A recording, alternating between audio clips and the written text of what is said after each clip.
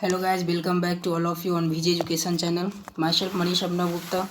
This is 7th lecture of Geometry chapter for class 7 and हम लोग जो exercise 14 के क्वेश्चंस का सॉल्यूशन देख रहे थे, आज उसी चैप्टर के बचे हुए सारे क्वेश्चंस को सॉल्व करेंगे।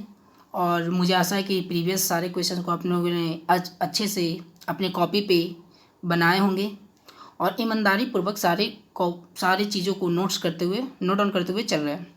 तो चलिए आज का क्लास हम लोग स्टार्ट करते हैं। Let us solve some questions. और हम लोगों ने लास्ट क्लास में क्वेश्चन नंबर 10 तक किया था। ये जो चैप्टर चल रहा है, मैं एक बार फिर से बता देना चाहता हूँ आप लोग को, ये जो चैप्टर चल रहा है आर.एस. अग्रवाल बुक का एक्सरसाइज 14 चल रहा है। एक्सरसाइज 14 का क्वेश्चन आंसर हम लोग कर रहे हैं। तो आप लोग भी सारे चीज़ों को अच्छे से समझते हुए और बनाते हुए चलेंगे। Got my point. चलिए आज का क्वेश्चन हम लोग देखते हैं। पहला क्वेश्चन रहा क्वेश्चन नंबर 11, जो कि है इन the given figure ABCD is a quadrilateral. Quadrilateral किसे बोलते हैं आप लोगों को पता है? एक ऐसा ज्योमेट्रिकल फिगर जो 4 लाइन सेगमेंट या 4 साइड से घिरा हो, उसे क्या कहते हैं? क्वाड्रिलेटरल। ट्राइंगल एक ऐसा ज्योमेट्रिकल फिगर होता है जो 3 लाइन सेगमेंट या आप बोल सकते हैं 3 साइड से घिरा हुआ रहता है। Bounded by 3 sides is known as triangle, bounded by 4 sides is known as quadrilateral. तो आपको दिख रहा है क्वाड्रिलेटरल, आप बोला भी है कि ABCD क्वाड्रिलेटरल है इन विच, जिसमें AD पैरेलल CD, AD ये वाला बात हो रही है, और CD सॉरी हमने एक गलती कर दिया, AB पैरेलल है, AB है और CD है। AB parallel CD and AD parallel BC, AD parallel BC। ये बात दे रखा है आपको। क्या क्या दे रखा है हम फिर से एक बार रिवाइज कर रहे हैं।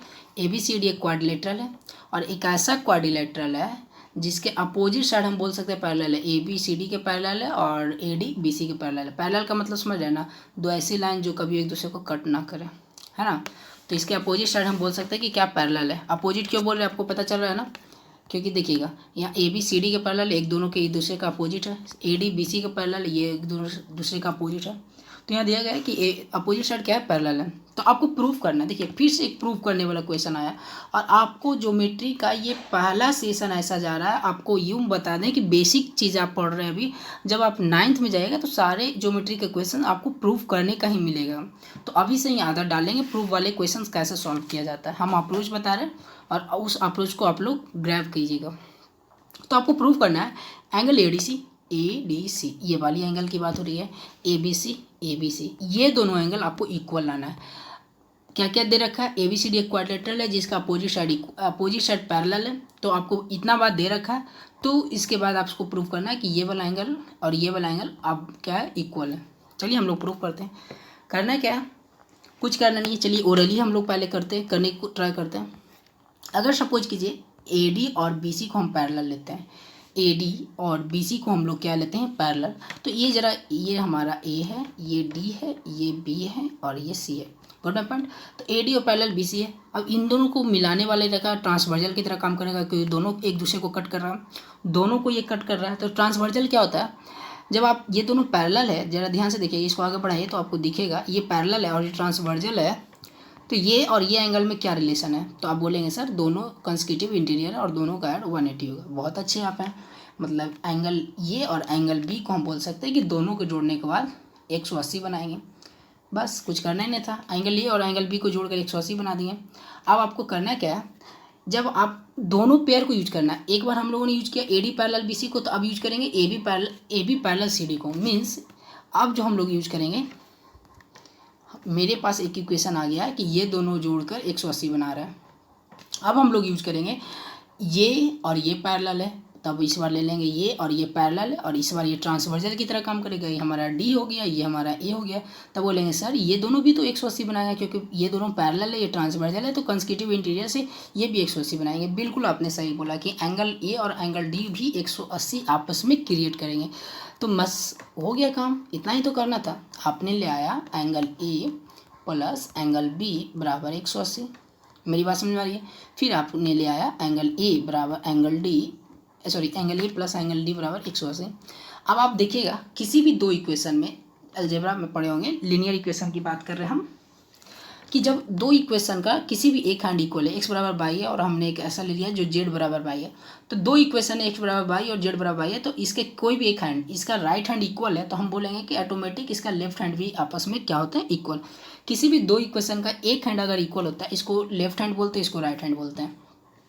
तो कोई भी दो इक्वेशन का अगर कोई भी एक हैंड इक्वल हो जाता है आपस में, जहाँ देख पा रहे हैं कि बाई बाई दोनों में इक्वल है, तो आप बोलिएगा कि इसका ऑटोमेटिक अपोजिट जो हैंड होंगे, मीन्स राइट हैंड अगर इक्वल है तो लेफ्ट हैंड भी इक्वल हो जाएंगे, अगर लेफ्ट हैंड ही इक्वल दे रखा है तो राइट हैंड इक्वल हो जाएंगे। तो ये बात आपको पता होना चाहिए, बेसिक सी बात थी, इसमें कोई बड़ी बात नहीं है। तो हम इसी बात को यूज करेंगे, अभी करेंगे क्या कि अगर आप देख पा रहे हैं, समझ पा रहे हैं कि ये दोनों 180 राइट हैंड में बना रहे हैं, तो आप बोलिएगा सर कि 180 तो इक्वल होता है, तो angle A plus angle B इसका लेफ्ट हैंड है और इसका angle A plus angle D इसका राइट हैंड लेफ्ट हैंड है, दोनों का इक्वल होगा। और आप यहाँ देख पा रहे हैं कि एंगल ए इधर प्लस में है, ये बराबर का साइन है, तो ये अगर इधर माइनस में आएगा तो angle a minus angle a आ जाएगा, क्योंकि प्लस माइनस में होते हैं, और बी को इधर ही रहने दीजिए। तो आप देख पा रहे हैं कि ये ए और ए कट गए, फिर आपके बच के आ गए बी और डी, यही तो आपको इक्वल लाना था, एंगल ए डी सी मतलब डी और ए बी सी मतलब बी, ये दोनों आपको इक्वल लाना था।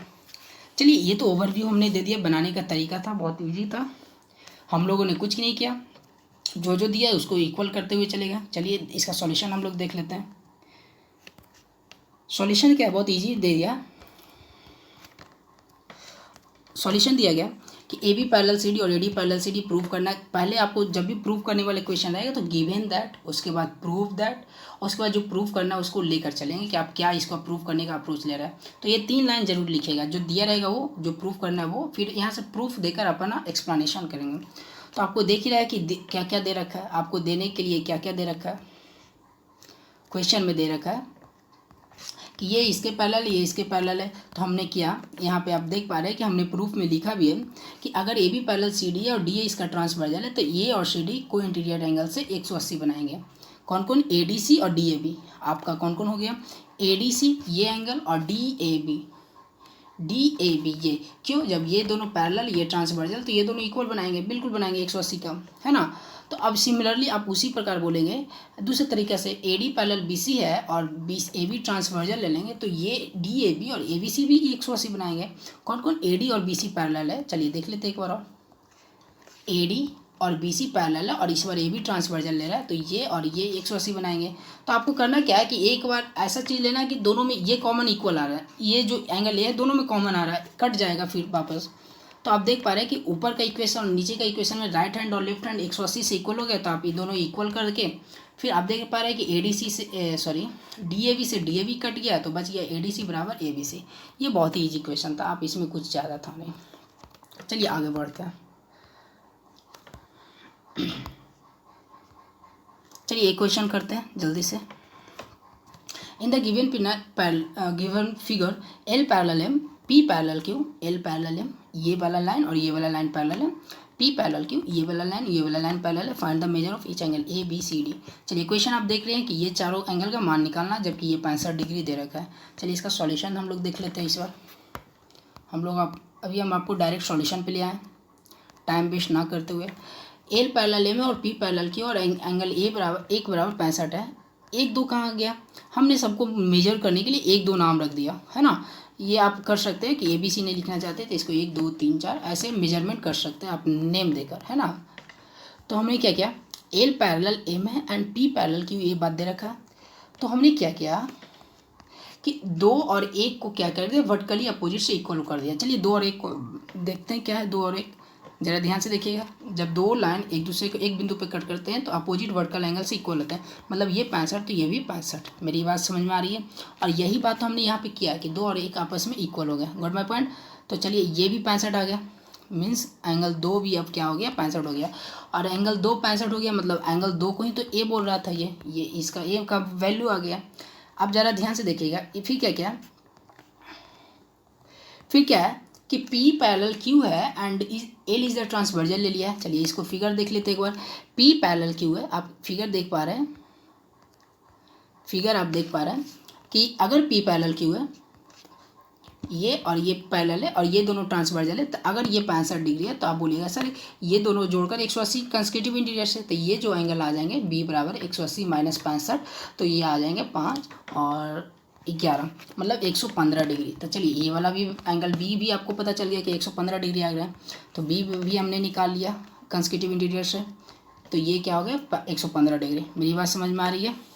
और आपको क्या निकालना है, क्या था, ए और बी ही तो निकालना था और सी डी भी तो निकालना था, है ना। चलिए सी डी के लिए अगले वाले स्लाइड में हम लोग देख लेते हैं। आपको देख रहा है कि 3 और 4 को जोड़कर भी 180 बना रहते हैं। फिगर देखिएगा b प्लस सी मतलब 180, तो 115 और सी को जोड़ेंगे तो 180, तो सी का मान निकालेंगे 115 इधर प्लस में तो 115 इधर माइनस में। ये ध्यान रखिएगा 3 और 4 मिलकर 180 बना रहे हैं। अभी हम फिर से फिगर पे ले चलेंगे और 2 और 5 मिलकर भी 180 बना रहे हैं। क्यों? चलिए फिगर एक बार देख लेंगे तो आपका क्लियर हो जाएगा। ये रहा आपका फिगर, 3 और 4 मिलकर 180 बना रहे हैं। कहाँ पे हम देख लेते हैं ज़रा। ये रहा आपका 3 और ये रहा 4, ये दोनों मिलकर 180। क्यों? क्योंकि ये और ये पैरेलल ये ट्रांसवर्जल की तरह काम करेगा, तो आप 180 बनाएंगे कंसेक्यूटिव इंटीरियर से। और आप यूँ बोल सकते हैं कि 2 और 5 भी मिलकर 180 बनाएंगे, क्योंकि ये पैरेलल है और ये ट्रांसवर्जल है, तो 2 और 5 भी मिलकर 180 बनाएंगे। तो यही बात को हमने यूज किया, तो आप बोल सकते हैं कि सारा मान आ गया। जब ये आ गया C 65 आ गया और D 115 आ गया। बहुत ईजी क्वेश्चन था, इसमें कुछ ज़्यादा था नहीं। चलिए सेकेंड नंबर ये रहा आपका। In the given figure A B parallel C D and E D parallel B C, A D parallel B C, A C is the diagonal. A C एक डायगोनल है। डायगोनल किसे बोलते हैं? एक quadrilateral को वर्टेक्स से मिलाने वाली लाइन को हम लोग डायगोनल बोलते हैं, क्वाड्रिलेटरल को, याद रखिएगा।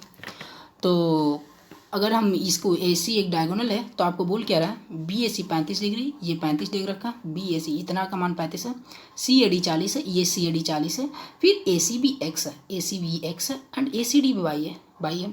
तो आपसे बोल रहा है एक्स और वाई का मान निकालना है। और दे क्या रखा है, ये बात याद रखेंगे, दे रखा है आपका A B parallel C D. चलिए ओरली करते हैं, A B parallel C D है और A D parallel C D. तो जरा हम ध्यान से देखिएगा, ए बी और सी डी को पैरेलल है, ये दोनों मिलाने वाली रेखा है। तो आप ये बोलेंगे सर ये 35 डिग्री दे रखा है, ये वाला बात, और ये बाई है। तो बोलिएगा सर जब ये दोनों पैरेलल है, सपोज कीजिए ऊपर लाइन और नीचे लाइन पैरेलल है, तो ये बाई है, तो 35 और बाई तो आपस में इक्वल हो जाएंगे। क्यों इक्वल हो जाएंगे? अल्टरनेट इंटीरियर, तो बाई का भी मान 35 हो गया। एज वेल एज जब आप इसको ये करेंगे कि ये दोनों पैरेलल है और ये ट्रांसवर्जल है। चलिए फिगर को अलग हम करते हैं कि सी बी और ए डी पैरेलल है, ये ट्रांसवर्जल की तरह काम कर रहा है। यहाँ पे x है और यहाँ पे 40 है, तो ये दोनों भी तो आपस में इक्वल हो जाएंगे अल्टरनेट इंटीरियर से। मतलब x का मान 40 आ गया, y का मान 35 आ गया। इजी क्वेश्चन था, बहुत ईजी क्वेश्चन था। ये रहे क्वेश्चन आपके। हमने किया क्या है, वही काम किया है। A B parallel C D ले लिया, सी ए को ट्रांसवर्जल ले लिया, फिर अल्टरनेट एंगल से इसको इक्वल कर दिया, फिर इसको इक्वल कर दिया, फिर y और 35 आ गया, x 40 आ गया। नेक्स्ट हमारे आ गए 40 नंबर क्वेश्चन। ये क्वेश्चन क्या है, बहुत अच्छा क्वेश्चन है, बहुत ही इंटरेस्टिंग क्वेश्चन है। चलिए इसको समझते हैं और इसको अच्छे से समझने की कोशिश करेंगे। सारे क्वेश्चन आज इजी आ रहे हैं, लेकिन अच्छे से। In the given figure A B parallel C D, कौन सा सा, ये और ये लाइन पैरेलल है। सी ए हैज़ बीन, आपको पता होना चाहिए कि आप पैरेलल लाइंस को यूज कैसे करते हैं। ये आपको क्वेश्चन में सीखना पड़ेगा कि अगर पैरेलल लाइन आ रही है तो उसका ट्रांसवर्जल कैसे हम घुमा कर यूज़ कर रहे हैं। आपको ये बात आपको सीखनी पड़ेगी, तब आप क्वेश्चन अच्छे से कर पाएंगे। और ये बात सीखना कोई बड़ी बात नहीं है, आप सीख सकते हैं जब आप इस वीडियो को अच्छे से समझेंगे, देखेंगे और अपने डॉट बनाएंगे। डॉट बनाने से आपका सारा कॉन्सेप्ट क्लियर होता है। तो डॉट बनाइए, डॉट बनाने से डरिए मत। Got my point. चलिए क्वेश्चन करते हैं। आपको A B parallel C D है, ये वाला पैरेलल है, और C A has been produce, इस सी ए को प्रोड्यूस किया गया ई तक, फिर बी ए बराबर 125 डिग्री, ये वाला एंगल दे रखा है 125। तो आपको कुछ करना ही नहीं है, कुछ है ही नहीं। A B parallel C D है, मेरी बात समझ में आ रही है। तो सबसे पहले आपको काम क्या करना, ओरली हम क्वेश्चन करवा रहे हैं। देख रहे हैं, बहुत ओरली क्वेश्चन हम करवा रहे हैं। आपसे पूछ क्या रहा है, एक्स वाई जेड का मान भी पूछ रहा है। जरा नीचे का भी लाइन पढ़ ही लेते हैं। बी ए सी एक्स है, ये बाई है, जेड है, एक्स है, ये इक्वल है और बाई जेड इक्वल है दे रखा है। तो आप बोल सकते हैं एक्स वाई जेड का मान ही आपसे पूछ रहा है। तो आपका ओरली करने का ट्रिक जानिएगा तो बहुत ईजी है। अगर यहाँ से एक चक्कर आप घूम जाइएगा तो 125 है, तो बोलिएगा सर ये दोनों मिलकर 180 बनाएगा। जब ये 180 बनाएगा तो ये 125, तो ये बोलिएगा सर 180 माइनस 125, लीनियर पेयर से, तो ये 5 और साथ में ये बच गया 7 में से 2 गया 5, मतलब ये जो एंगल बच गया x का मान 55 डिग्री आ गया। x का मान अगर 55 तो ये x है, समझिएगा, अगर ये x है तो ये भी तो x ही है, तो मतलब ये भी 55, मतलब दोनों 55 हो गए। अब बोलेंगे सर ये दोनों पैरेलल था, ये दोनों एंगल आ चुका है x का मान के कारण, ये दोनों पैरेलल, तो ये ट्रांसवर्जल की तरह काम करेगा। जब ये ट्रांसवर्जल की तरह काम करेगा बाबू, तो आप बोलेंगे सर कि ये दोनों पैरेलल है, ये ट्रांसवर्जल है, तो x और z को जोड़ने के बाद हमें 180 डिग्री प्राप्त होना चाहिए, बिल्कुल प्राप्त होना चाहिए। तो जिसमें ये 55 डिग्री है, तो आप बोलेंगे सर ये 125 डिग्री है। जब 180 में से 55 को घटाइएगा, क्यों घटा रहे हैं पता चल रहा है ना, x और z को जोड़ने के बाद आपको क्या आना चाहिए, 180 डिग्री आना चाहिए। Got my point. तो x का मान 55 आ चुका है और z का मान आपको निकालना है, तो ये तो ओरल ही हो गया। तो 180 माइनस 55 इधर प्लस में, इधर माइनस में, घटाइएगा तो 115 डिग्री प्राप्त कीजिए, 125 डिग्री प्राप्त कीजिएगा। जेड का भी मान आ गया, जब जेड आ गया तो वाई भी आ जाएगा। चलिए इसका सॉल्यूशन देख ही लेते हैं हम लोग।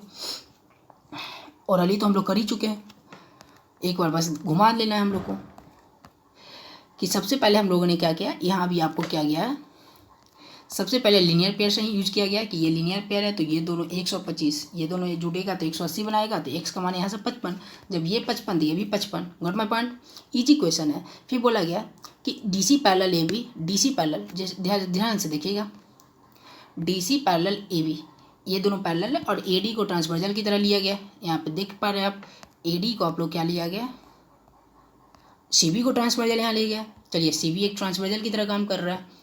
जब ये दोनों पैरेलल है, गॉट माय पॉइंट, ये दोनों पैरेलल है तो ये भी ट्रांसवर्जल है, ये भी ट्रांसवर्जल, दोनों में इसको आप यूज कर सकते हैं, आपकी इच्छा, दोनों से आंसर आएगी।